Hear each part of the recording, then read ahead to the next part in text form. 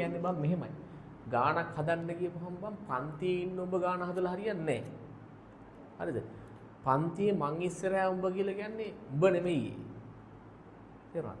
උඹට හම්බෙන්නේ උඹ තනියෙන් ඉන්නේ. උඹේ ස්වභාවික මිනිස්සු ඇතුලේ ඉන්න එක ඌ ඉන්නේ බං තනියම ඉන්නේ.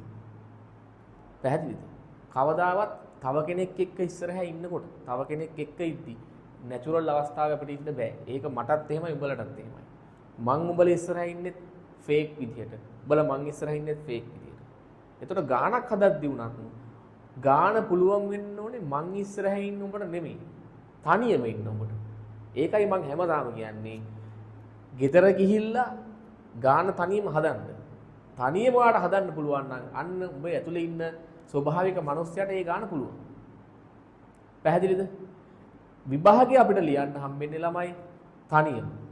එතකොට විභාගය ලියන වෙලාවට ඔයා එක්ක ඔයාගේ යාළුවොත් නැහැ, මාත් නැහැ, අඩුම තරමේ කවුරුත් නැහැ. ඔයා ඉන්න ඔයත් එක්ක විතරයි. ඒ නිසා අපි පන්තියක් ඇතුලේ හෝ වෙන තැනක හෝ අපි පිරිසක් එක්ක හරි අපි වෙන ගොඩ දේවල් දාගෙන ඒවා ඔක්කොම එකතු කරගෙන ඒකත් එක්ක ගාන හදාගෙන මං ගාන හැදුව කියන එක ඒක නෙමෙයි වෙන්න ඕන. ඔයාට තනියම ගාන හදා ගන්න පුළුවන් වෙන්න ඕන. ඒ නිසා පන්තිය කරන හැම ගානම ගෙදර ගිහලා තනියම අනිවාර්යෙන් හදන්න ඕන. ඔයාට තනියම හදන්න පුළුවන් නම් අන්න ඔයා සුපිරි වැඩෙක් වෙනවා. ඒක නවත්තන්න කාටවත් බෑ.